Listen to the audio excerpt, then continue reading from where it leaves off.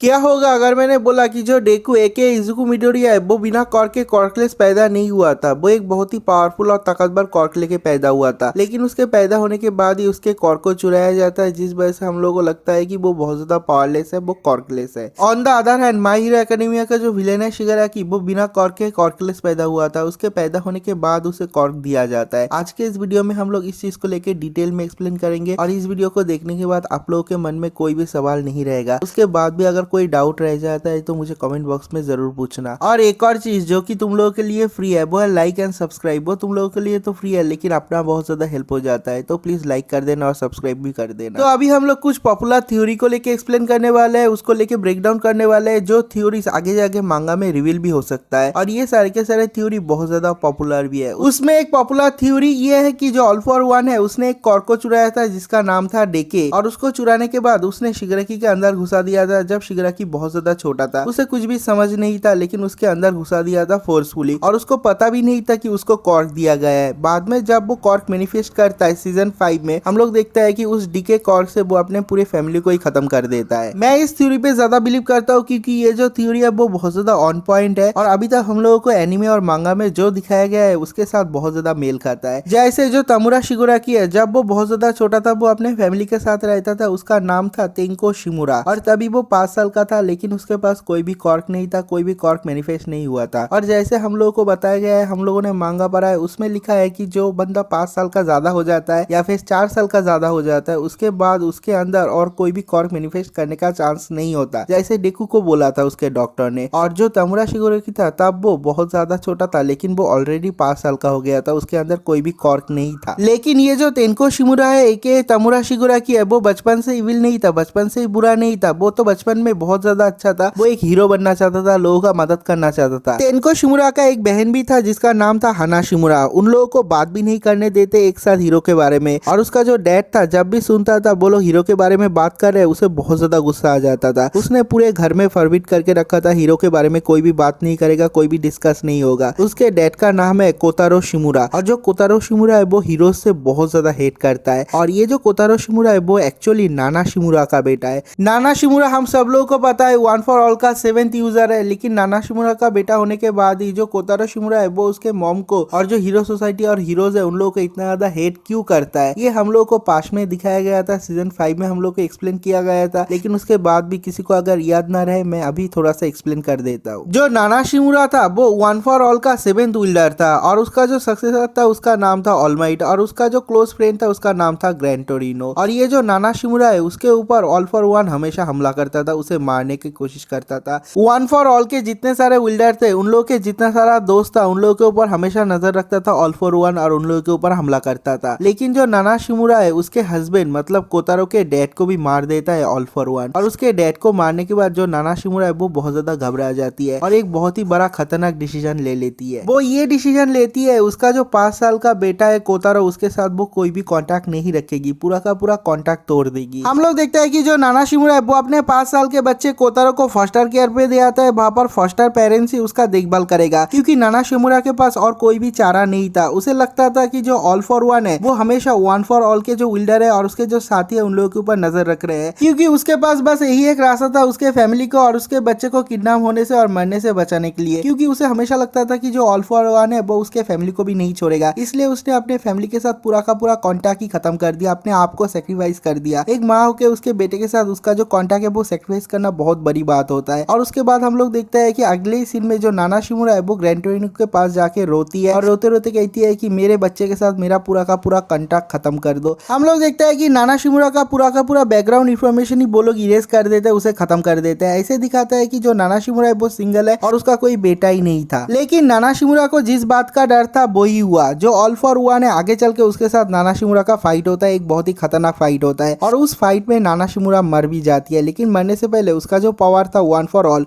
वो पास डाउन कर जाती है ऑलमाइट के पास। और अगर नाना शिमुरा के साथ कोई भी कांटेक्ट रहता उसके फैमिली का या फिर उसके बेटे का, मुझे नहीं लगता कि ऑल फॉर वन उसे छोड़ता। तो नाना शिमुरा का जो डिसीजन था उसके फैमिली को लेके वो बिल्कुल ही ऑन पॉइंट था, उसने अपने फैमिली को बचाया, अपने आप को सेक्रीफाइस किया। लेकिन उसका जो बेटा कोतारो था उसको बिल्कुल ही उल्टा लगने लगा था, उसका माइंडसेट बिल्कुल ही ऑपोजिट था। जो छोटा कोतारो था उसे लगता था कि उसके मॉम ने उसे छोड़ दिया, उसे अबेंडन कर दिया अपने करियर के लिए, उसने अपने बच्चे से ज्यादा अपने करियर पे ध्यान दिया, अपने करियर के लिए, पैसों के लिए, फेम के लिए उसने अपने फैमिली को छोड़ दिया। और जैसे जैसे वो बड़ा होता रहा वो हीरो के ऊपर और भी ज्यादा गुस्सा होते रहा और उसे ऐसा लगता था कि जो हीरोज है वो बहुत ज्यादा सेल्फिश होते हैं, वो पैसों के लिए कुछ भी कर सकते हैं। लिटिल कोतारो के डैड के मरने के बाद उसे सबसे ज्यादा जो चाहिए था वो था उसका मदरली लव, लेकिन उसके बाद ही उसके मॉम ने उसे अबेंडन कर दिया, उसे फॉस्टर केयर पे छोड़ दिया और उसने अपने करियर को चूज कर लिया, जिस वजह से कोतारो के अंदर गुस्सा और भी ज्यादा बढ़ गया था। वो अपने आखिरी सांस तक अपने मॉम को हेट करता रहा, वो मरने से पहले भी अपने मॉम को माफ नहीं किया था इस चीज के लिए। और जैसे जैसे वो बड़ा होता है उसके अंदर वो हेट और भी ज्यादा बढ़ जाता है। जब वो बड़ा हुआ उसने अपना फैमिली स्टार्ट किया और उसके फैमिली में उसने पूरा क्लियर कर दिया था कोई भी हीरो के बारे में कुछ भी नहीं बोलेगा इस घर में, कोई भी इस घर में किसी भी हीरो का नाम भी नहीं लेगा और हीरो बनने की बात तो भूल ही जाओ।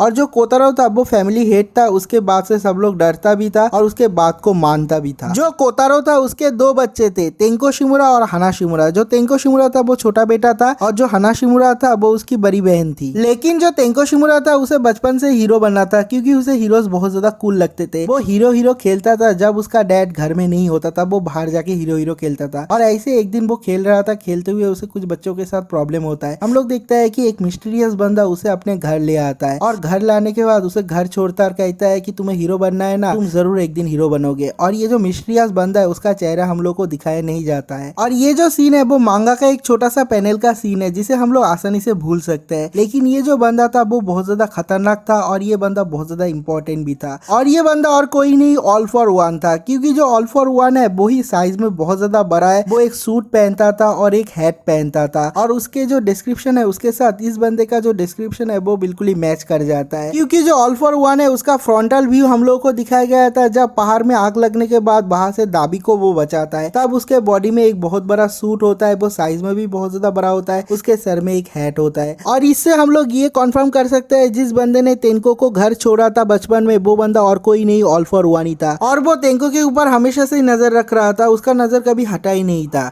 और उसके बाद उसका जो डैड है वो घर आता है, घर आने के बाद उसे पता चलता है तेंको के बारे में, क्योंकि एक मिस्टीरियस मैन ने उसे अपने घर में ड्रॉप किया था, वो बाहर जाके हीरो हीरो खेल रहा था। हम लोग देखते हैं कि उसके डैड कोतारो को बहुत ज्यादा गुस्सा आ जाता है, वो हीरोज को बिल्कुल भी पसंद नहीं करता। हम लोग देखते हैं कि वो तेंको को बहुत ज्यादा डांटता है और फिजिकली मारता भी है। और ये सब कुछ हो जाता है, बहुत दिन हो जाता है। उसके बाद का एक सीन देखते हैं जब जो तेंको शिमुरा और जो हाना शिमुरा है वो दोनों उसके डैड के ऑफिस में जाते हैं। जब उसका डैड ऑफिस में नहीं होता, घर में नहीं होता, वो लोग छुप छुप के जाते हैं। और ये जो आइडिया था वो हाना शिमुरा का था, जो तेंको है उसका बड़ी बहन का था। और वहां पर जाने के बाद उसके डैड के सीक्रेट टेबल में उन लोग को एक फोटो मिलता है, एक बहुत ही सीक्रेटिव फोटो, जहां पर हम लोगों को लिटिल कोतारो को दिखाया जाता है जो अपने मॉम नाना शिमुरा को हक कर रहा था। और जो नाना शिमुरा है वो उन लोगों का ग्रैंड मदर था जो कि एक हीरो था। और ये समझ में आ जाता है तेंको और हाना को। तो जो तेंको है वो पूछता है कि तुम मुझे ये सब कुछ क्यों दिखा रहे हो। जो हाना है वो कहती है कि मैं हमेशा से ही तुम्हारे साइड में थी, मैं भी एक हीरो बनना चाहती हूँ। तुम और मैं जब बड़े होंगे हम लोग दोनों एक साथ मिलके एक ब्रदर सिस्टर हीरो टीम बनाएंगे।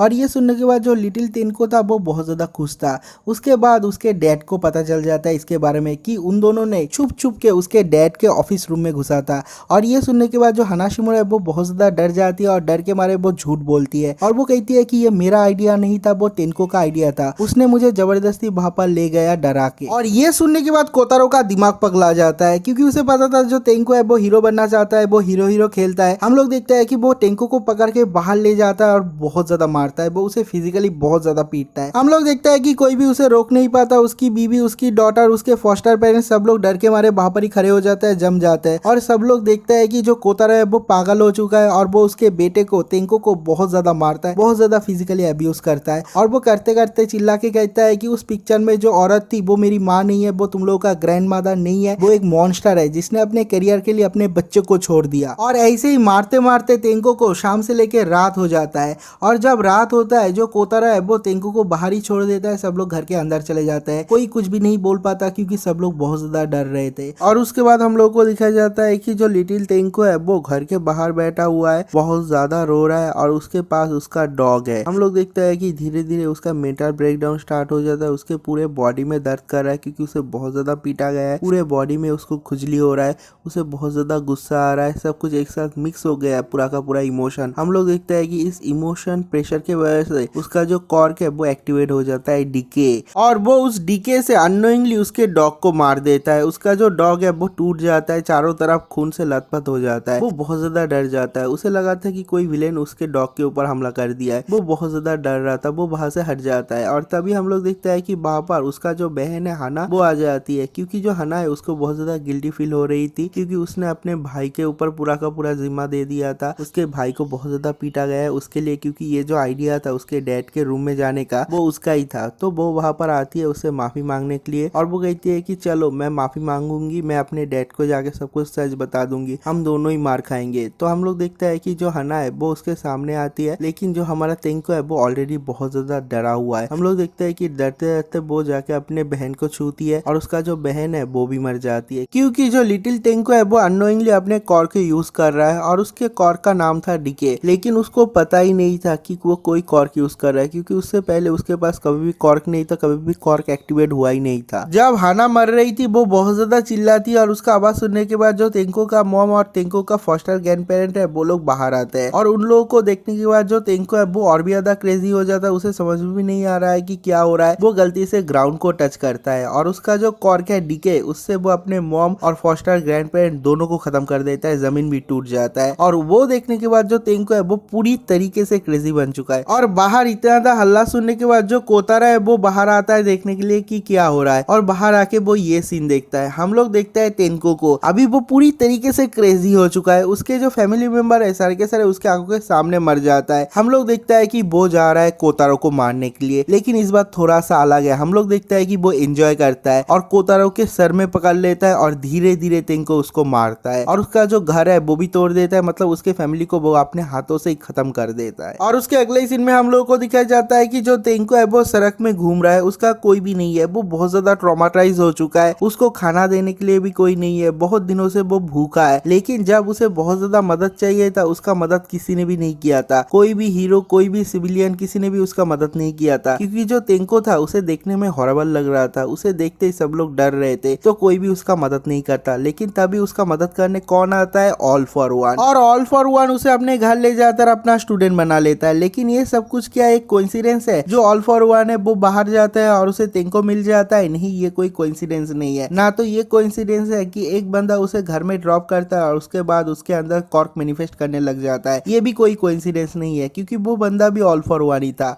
और जो ऑल फॉर वन है वो उन लोगों के फैमिली के ऊपर कड़ी नजर रख रहा था, क्योंकि जो तेंको शिमुरा था वो नाना शिमुरा का एक ग्रैंडसन था और जो ऑल फॉर वन था उसका एनिमी था नाना शिमुरा, इसलिए उसके फैमिली को उसने खत्म कर दिया। ये सब कुछ ऑल फॉर वन का ही प्लान का हिस्सा था। और जो ऑल फॉर वन है उसे पहले से ही पता था कि जो तेंको शिमुरा है वो कॉर्कलेस पैदा हुआ है, लेकिन वो हीरो बनना चाहता है और उसका डैड का नहीं जमता, इसलिए उसके हाथों से उसके पूरे फैमिली को खत्म कर दिया और उसका सेवियर बन के आया ऑल फॉर वन, जिससे कि वो उसे बाद में वेसल की तरह भी यूज कर पाए। क्योंकि जो ऑल फॉर वन था उसका बॉडी धीरे धीरे डिसइंटीग्रेट हो रहा था, धीरे धीरे खत्म हो रहा था और उसे एक नया वेसल चाहिए था। और हम लोगों को पता है कि जो तेंको है उसके बॉडी में कोई भी कॉर्क नहीं था, तो अगर उसको बाहर से कोई कॉर्क इंपोर्ट किया जाता है उसके बॉडी में तो वो सारे के सारे कॉर्क को एक्सेप्ट कर पाएगा, जैसे कि डेकू के टाइम में हुआ। हम लोग को दिखाया गया था कि जो डेकू है वो कॉर्कलेस था, उसके बॉडी में कोई भी कॉर्क नहीं था, इसलिए उसके बॉडी ने अच्छे से वन फॉर ऑल को एक्सेप्ट कर लिया, वरना वो वन फॉर ऑल को एक्सेप्ट नहीं कर पाता। शायद ऑल फॉर वन के बारे में भी वैसा ही कुछ निकले, हम लोगों को फ्यूचर में अभी पता नहीं, लेकिन मुझे लगता है कि ये जो रीजन है वो बहुत अच्छा रीजनिंग है। जो ऑल फॉर वन था वो हमेशा ही वन फॉर ऑल के पावर को चुराना चाहता था, लेकिन कभी भी सफल नहीं हुआ। और उसके बाद उसे पता चला कि जो वन फॉर ऑल है वो दूसरे के बॉडी में देने के लिए विलिंगली देना पड़ेगा, जिसके बॉडी में है वो अगर किसी को देता है, अपने मन से देता है, तभी वो उसके पावर को ट्रांसफॉर्म कर पाएगा, वरना तुम फोर्सफुली नहीं ले पाओगे। लेकिन थोड़े ही रिसर्च के बाद ऑल फॉर वन को ये पता चला कि जो वन फॉर ऑल है उसके पावर को फोर्सफुली लिया जा सकता है, लेकिन उसके लिए तुम्हें बहुत ज्यादा एंग्री होना पड़ेगा, बहुत ज्यादा गुस्सा होना पड़ेगा और तुम्हारे अंदर बहुत ज्यादा हेट्रेड होना पड़ेगा, बहुत ज्यादा गुस्सा भरा होना पड़ेगा। और इसलिए ऑल फॉर वन ने तेंको शिमुरा को तमुरा शिगोराकी में ट्रांसफर किया। बचपन से उसको ट्रेन किया ऐसे कि उसके अंदर बस हेट्रेड और हेट्रेड रहे और उस हेट्रेड के मदद से वो वन फॉर ऑल को हासिल कर ले। तो तुम लोग अभी क्वेश्चन कर सकते हो कि भाई हम लोग तो डेकू के कॉर्क के बारे में जानने के लिए आए थे, लेकिन तू तो तमुरा शिगोराकी के कॉर्क के बारे में बता रहा है, क्योंकि भाई ये दोनों केस एक दूसरे से बहुत ज्यादा जुड़े हुए हैं। और जो डेकू है उसके कॉर्क को लेके भी बहुत सारे फैन थ्योरी है, उसमें जो कुछ पॉपुलर फैन थ्योरी है उसको लेके हम लोग डिस्कस करने वाले हैं। तो मैं जब माय हीरो एकेडमिया का सीजन 5 एक्सप्लेन कर रहा था, तुम लोगों में से कुछ बंदों ने मुझे कमेंट करके ये बताया था कि जो डेकू का डॉक्टर है बचपन में वो जिसके पास जाता था, जिसके पास जाके उसका टेस्ट किया कि वो कॉर्कलेस है, वही बंदा गराकी कुदाई है जो ऑल फॉर वन के लिए काम करता है। और ये कमेंट रीड करने के बाद ही मैंने डेकू के ऊपर थोड़ा सा रिसर्च किया और मुझे बहुत सारे इंटरेस्टिंग फैन थ्योरी मिला। उसमें एक थ्योरी ये है कि जो ऑल फॉर वन है उसने जो डेकू का कॉर्क है वो बचपन में ही चुरा लिया था। जब वो पैदा हुआ था तभी चुरा लिया था, उसे पता भी नहीं चला था और हम लोगों को लग रहा था कि वो कॉर्कलेस है। और डेकू के बारे में एक और पॉपुलर फैन थ्योरी ये है कि जो डेकू है वो एक बहुत ही पावरफुल कॉर्क लेके पैदा हुआ था और पैदा होने के बाद ही उसका जो कॉर्क है वो मैनिफेस्ट हो गया था और बहुत सारे लोगों को उसने मार डाला था। उसका कॉर्क बहुत ज्यादा खतरनाक और पावरफुल था, लेकिन उसके कॉर्क के ऊपर उसका कोई भी कंट्रोल नहीं था क्योंकि वो बस एक बेबी था। इसलिए उसके डैड ने डॉक्टर के साथ बात करके उसको कॉर्क को रिमूव करवा दिया था जब वो छोटा बच्चा था तभी, और इसलिए हम लोग को उसको बिना कॉर्क के देखना पड़ा। और डेकू के डैड के बारे में भी हम लोग को ज्यादा इन्फॉर्मेशन नहीं दिया गया है, बस इतना ही बताया गया है कि वो विदेश में काम करता है। अगर आप लोगों को डेकू के डैड के बारे में और भी ज्यादा इन्फॉर्मेशन चाहिए तो आप लोग कमेंट में मुझे जरूर बताना, क्योंकि उसके डैड के ऊपर भी बहुत सारे पॉपुलर फैन थ्योरी है। मैं फैन थ्योरी का बरसात लगा दूंगा। लेकिन अगर आप लोग मीम पेजेस पे जाओगे वहां पर दिखाया जाता है जो डेकू है उसका डैड है जोरो, क्योंकि भाई जो रोआनोआ जोरो है वो एक मल्टी टैलेंटेड मल्टीवर्स घूमने वाला बंदा है। उसका बच्चा कहीं पर भी हो सकता है, वो उसका तांजीरो भी बच्चा हो सकता है, भाई डेकू भी उसका बच्चा हो सकता है। हम लोग लॉर्ड जोरो के बारे में बात नहीं करते इस वीडियो में ज्यादा। अभी हम लोग डेकू के ओरिजिनल कॉर्क को लेकर थोड़ा सा डिस्कस कर लेते हैं। अगर उसका ओरिजिनल कॉर्क उसके पास होता तो उसमें किस तरह का पावर होता।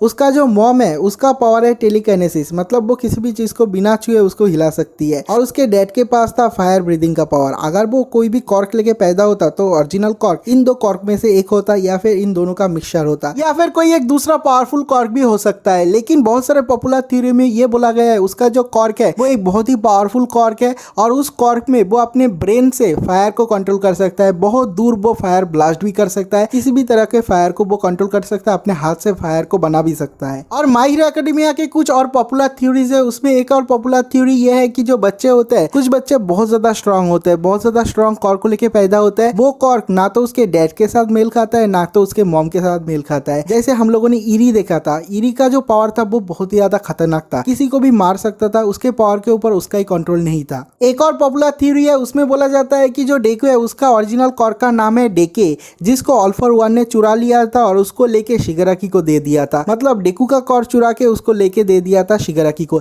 और ऐसे ही माय हीरो एकेडमिया का बहुत सारे फैन थ्योरी है, बहुत सारे फैन थ्योरी ऐसे है कि जो बहुत ज्यादा इंटरेस्टिंग है, जो ओरिजिनल स्टोरी से मैच भी नहीं करता लेकिन बहुत ज्यादा मजेदार भी है। अगर आप लोगों को ऐसे फैन थ्योरी चाहिए तो मुझे कमेंट में जरूर बताना, और बताना कि ये वाला वीडियो आप लोगों को अच्छा लगा या फिर नहीं, ऐसे वीडियो और बनाओ या फिर नहीं। अगर ये वाला वीडियो अच्छा लगा तो एक फ्री लाइक और सब्सक्राइब जरूर से जरूर करके जाना, उससे मेरा बहुत ज्यादा हेल्प हो जाता है। तो हम लोग मिलते हैं एक और नई वीडियो के साथ, तब तक के लिए बाय बाय।